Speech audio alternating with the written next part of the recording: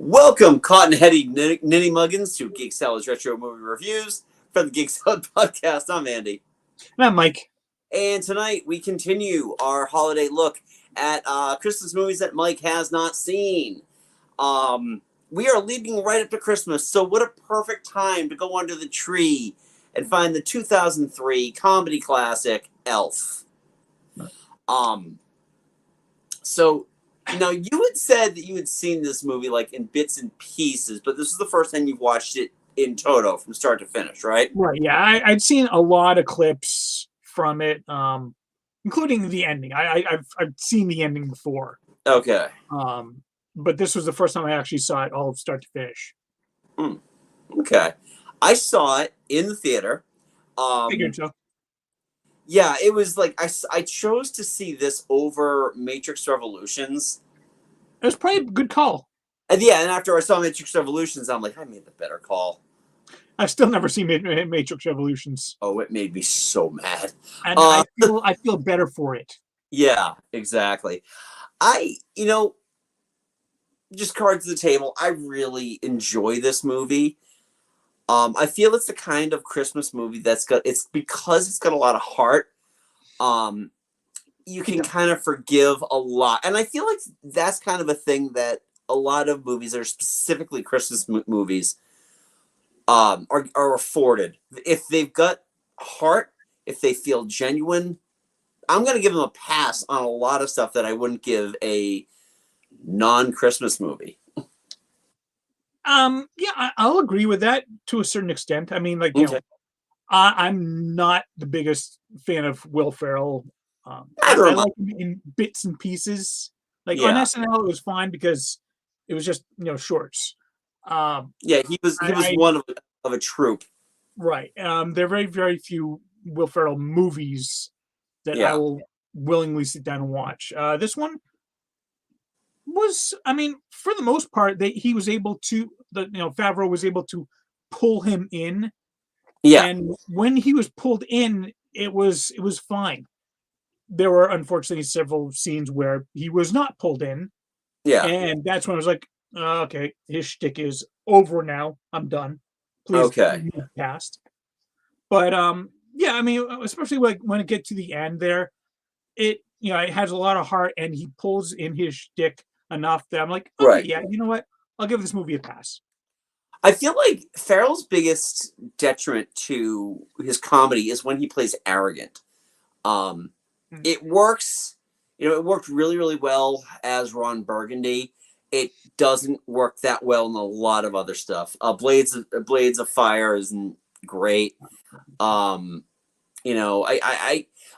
uncle and cousin walked out of Holmes and Watson. Oh shit, that was him. Yeah, it was him with John C. Reilly, who actually is a very capable actor. Oh yeah. And when he does do the team up, the Reilly team ups, Reilly is usually the better of the two performers. Yeah. But with this one, I feel because Buddy is an innocent. He is in a lot of ways. I don't feel there's nothing. There's legitimately nothing malicious about Buddy. No, but I'm just going to lay out my cards on the table here. The beginning of the movie, and while Buddy is up on the North Pole, I was like, this is quite enjoyable. It's fun. The kind of Rankin and Bass callbacks were fantastic. That was great. As soon as he gets to the city, and starts dealing and going through Gumbles and all that, and Gimbals. Gimbals, thank you. I was like, okay, it's starting to get a little bit more than I like, but it's not bad. When he's actually dealing with James Caan, I kind of feel like, okay, now it feels like Mater dealing with Lightning McQueen. And quite honestly, in my opinion, the stuff between James Caan and him are the lower points of the movie. Yeah. I think that they work well together, but it gets tired because he's got to he's got a redemptive arc that is like maybe half earned. Oh yeah. I mean, yeah, he like up until like the point where he's in like the office giving the final presentation, and then his son runs in. Mm-hmm. I'm like, okay, is he supposed to like redeem himself? And then suddenly, oh yeah, up yours, I'm leaving. Like, Yeah. uh, okay. Yeah. That's one of those things where like, all right, the movie's got enough heart that I'm willing to like, all right, fine, I'll give him Right. it. But he didn't really earn it 100%. No. No. I mean, it didn't turn me off, especially towards the end. It didn't turn me off about that. Mainly because I mean, you've got a great supporting cast in this Yeah. movie. I mean, it's one of those weird things. I love Bob Newhart, and like it's been about a year or two since I've seen Elf, and I'd completely forgotten that he was in it. I don't know why, because he's so good. He in, is. um When is Bob Newhart not good though? that's true. That's true. And they just let him be Yeah. Bob, and it's great. Um Ed I love Asner hearing as what's that? Santa Claus. Oh my god, Ed Asner is one of my favorite live action Santa Clauses.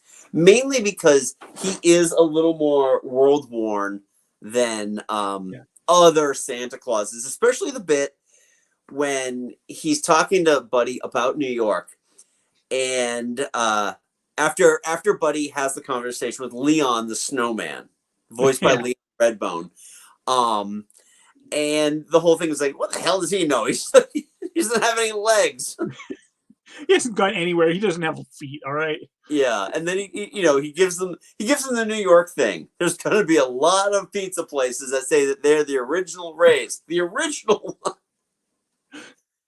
There's you'll find lots of gum on the sidewalk. It's not free candy. Don't Yep, touch it. yep. And of course And he if you goes see any on. signs for a peep show, it's not allowing you to look at gifts early. That was great. His stuff with even when he crash lands in Central Park, Mm. and he's just like he's prepared to get mugged, which is just back off. He is so I put them on good a in naughty this. list and he never forgot it. Yeah. We'll get to the Central Park Rangers in a minute. Yeah. But like Mary Steenburgen is just she's wonderful. She is wonderful. I wish she had more to do in the movie. Yeah. Yeah. I mean, she like had the scene with Buddy, and she had that bit on the end, but on that, she really wasn't in the movie much. Yeah. It's yeah. I mean, just whenever she lightens up the screen whenever she does anything. So I'm willing to accept that. This was the first time I really got a good look at Peter Dinklage.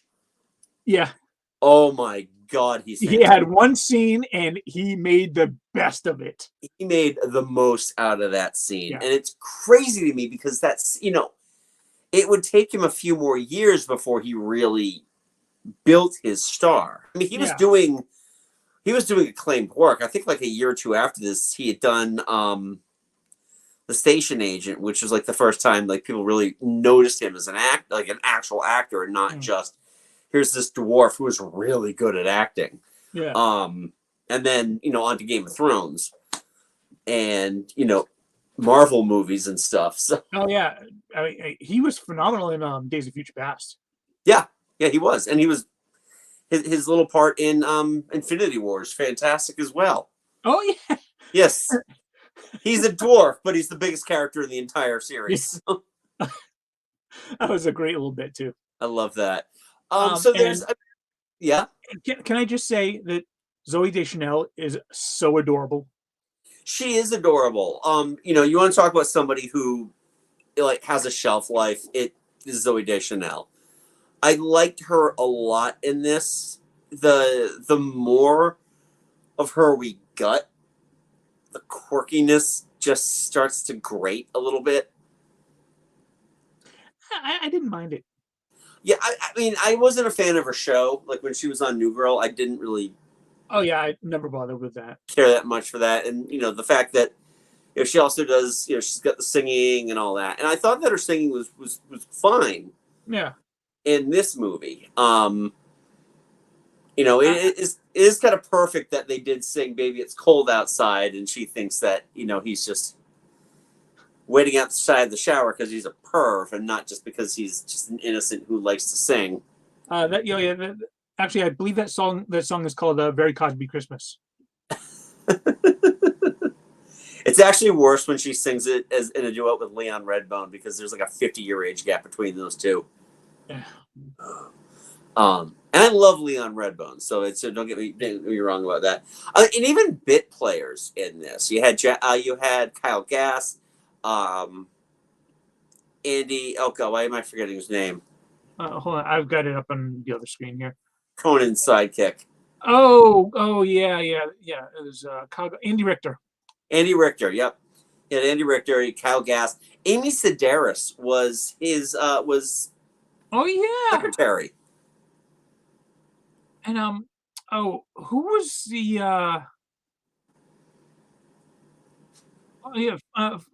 Faison Love?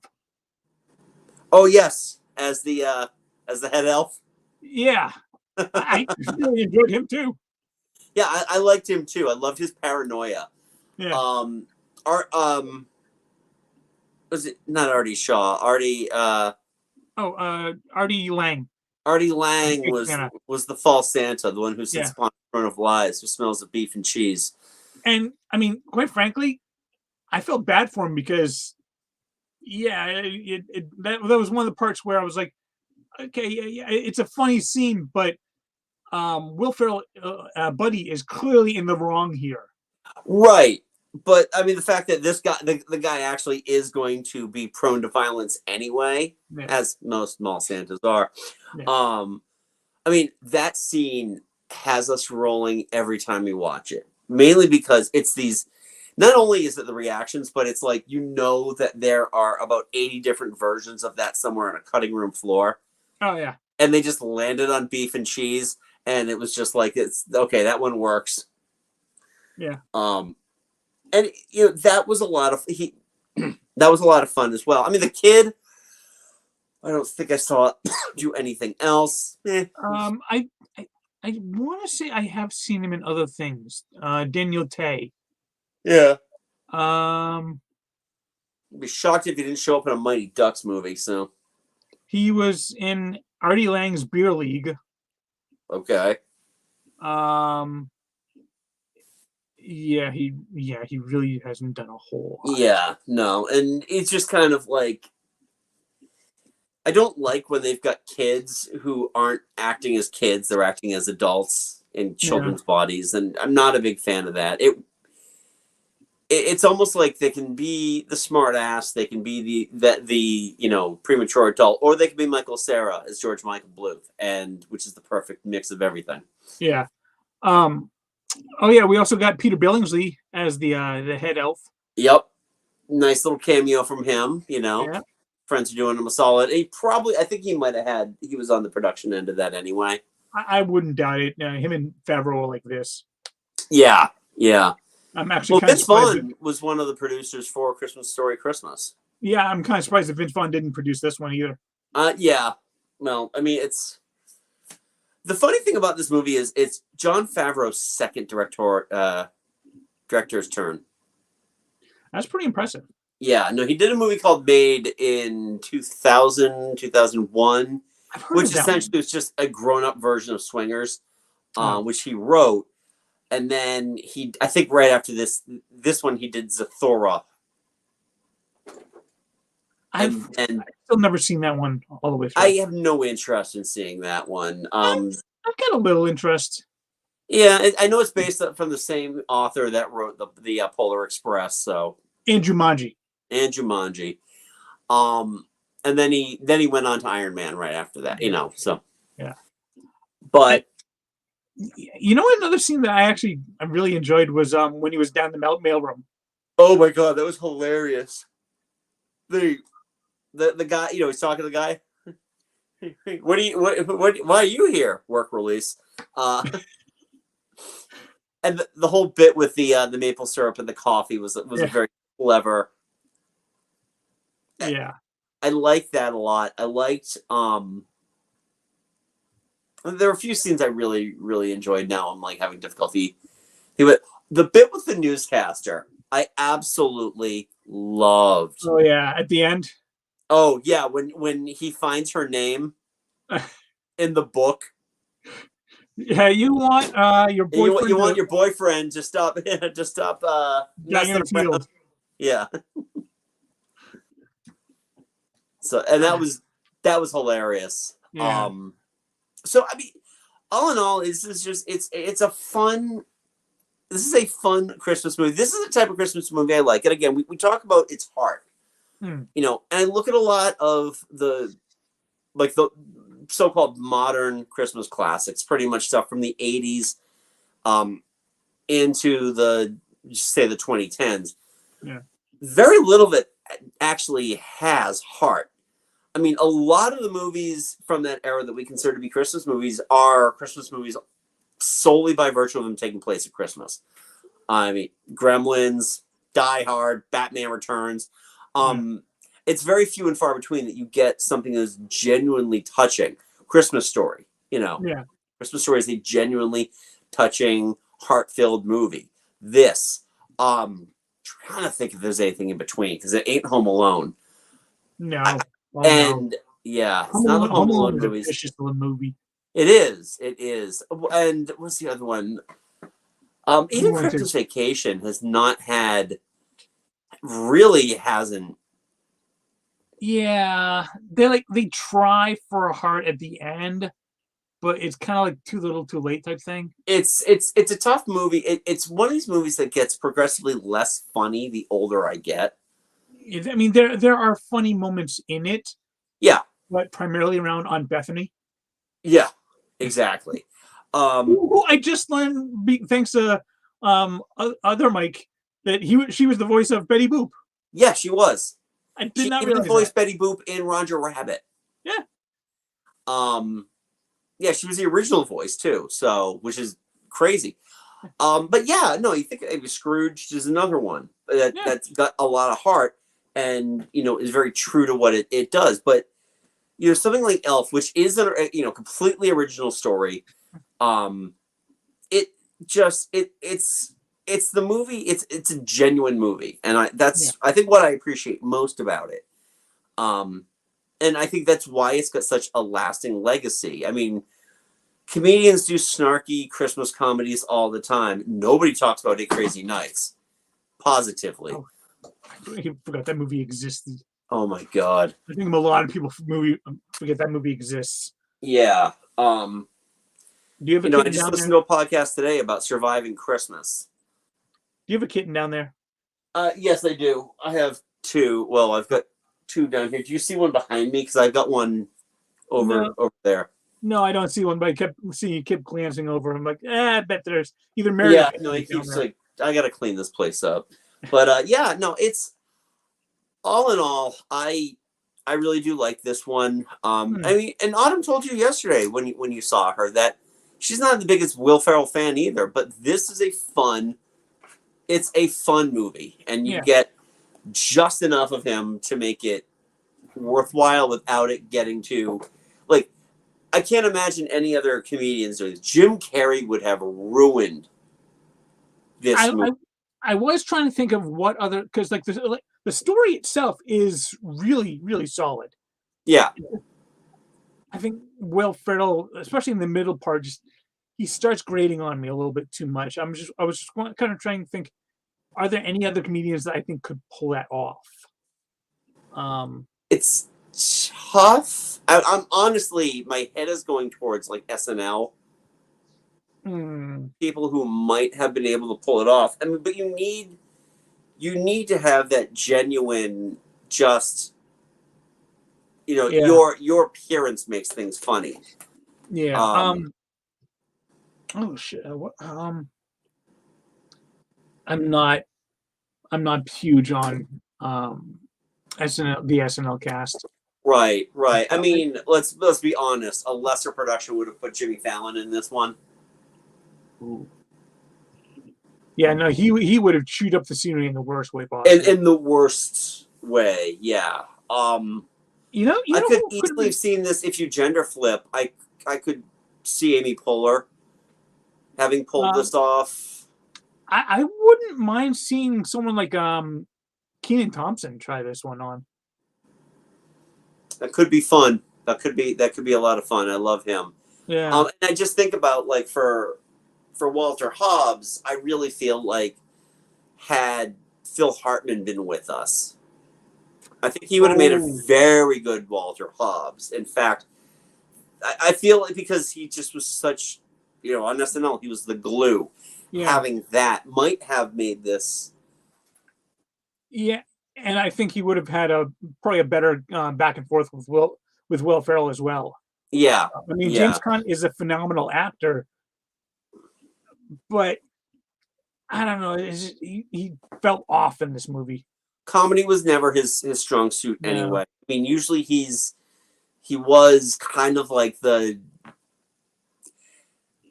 I don't know. He's always been like the heavy, even in comedies, like Honeymoon in Vegas. He was the heavy in that one, even though it's a comedy. Yeah, I mean, you just look at him, you're like, this guy is a tough guy that I don't want to mess with. Right. And that's not really what you wanted with Buddy's father. Right.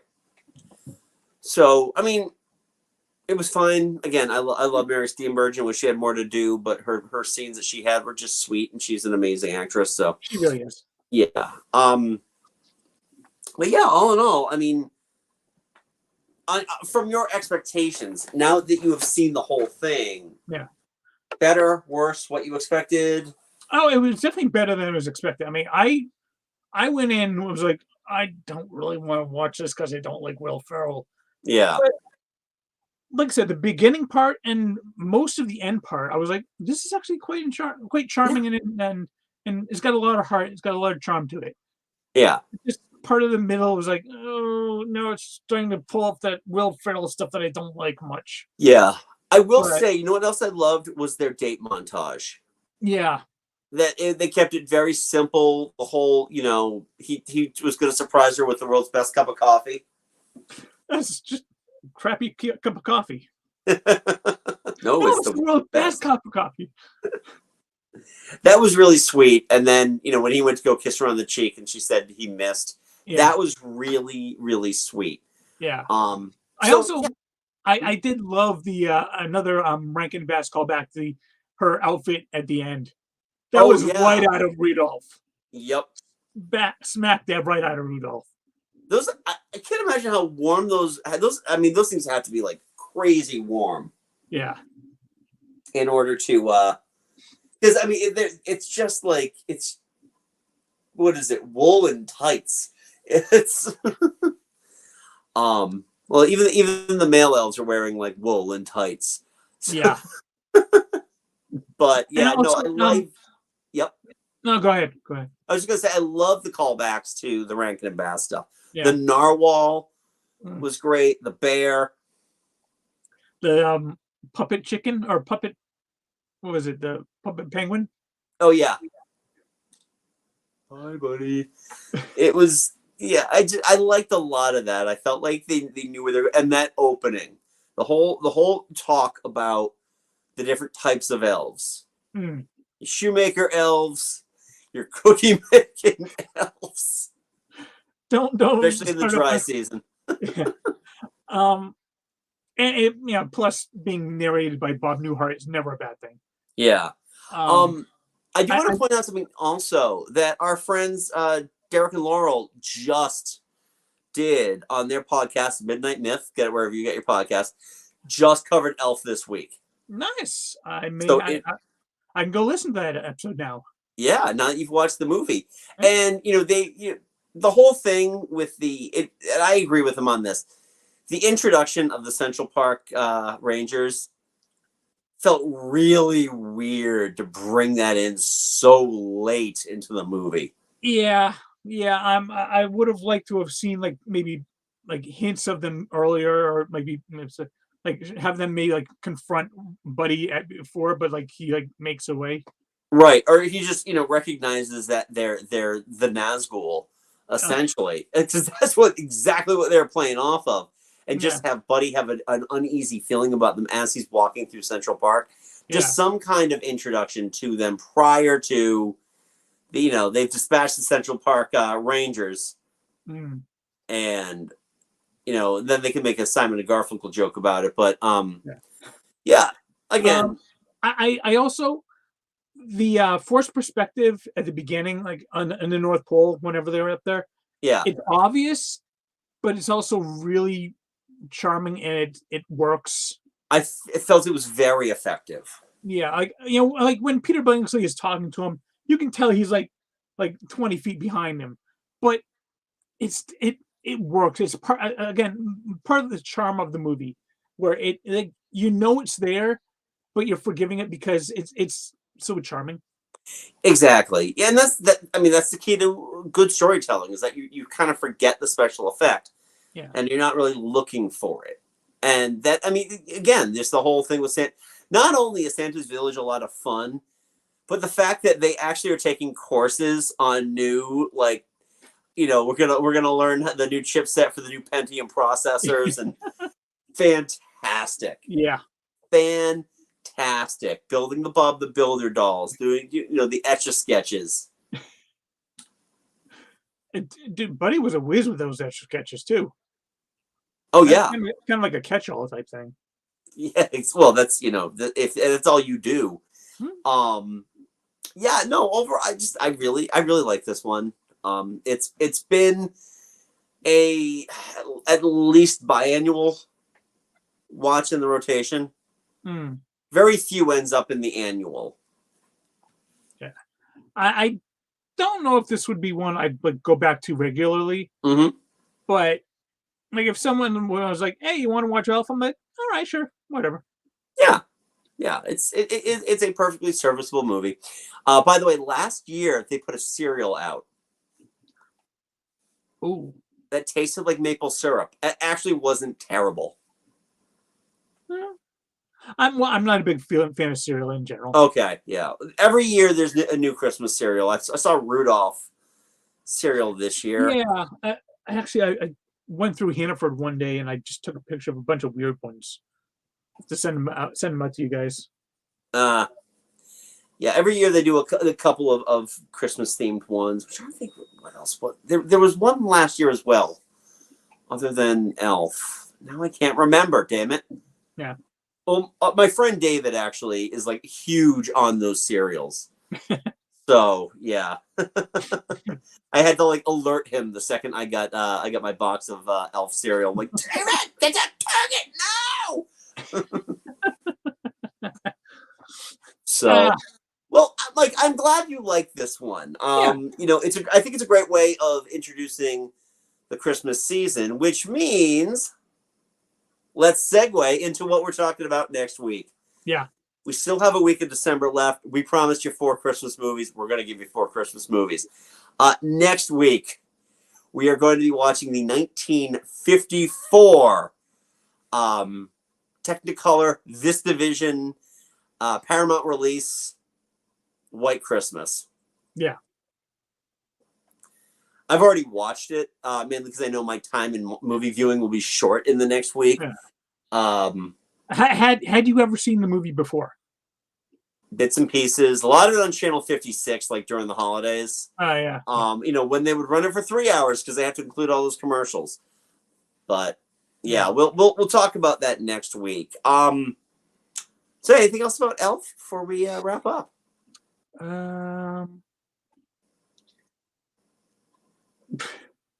And maybe it's just my dirty mind thinking about it, but it's like I wonder what it was like when Jovi. introduced Buddy to sex, because they did have a daughter. Yes, So they did. did They you do did. that? I'm sure it was hilarious. I'm sure it's hilarious in a 40-year-old virgin type of way. But Yeah. yeah, the less we say about that, the better.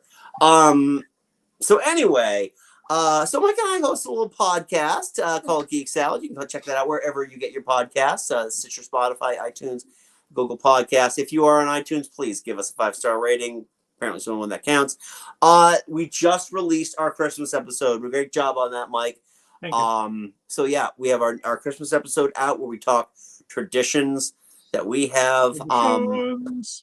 I've already gotten feedback that said it's very heartwarming, which is a rarity for a Geek Salad podcast because usually they're smug and snarky. But this was really nice. It's a heartwarming little Christmas gift to all of you. Feel free to follow us on social media. We are still on Twitter at Geek Salad Radio, Facebook on Geek Salad Podcast, Hive and Mastodon Geek Salad Radio as well. And also, we want to know, what are your thoughts on Elf? Is this an annual viewing for you? Biannual? Not a fan? Leave a polite comment below. Like the video. Hit the subscribe button. That always helps us out. Share the video. If you watch this and you're like, this guy's kind of liked it. Let me share this. Go ahead. Hit that share button. Get more views. That's what we want. We want more views. And we thank you for that. Mm-hmm.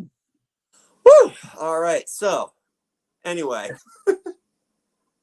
I'm Andy. Hey. I'm Mike. Go forth. Be nerdful, and Merry Christmas, everybody. Merry Christmas. Happy Hanukkah, because we're still within Hanukkah as well. We're still within the 8 days.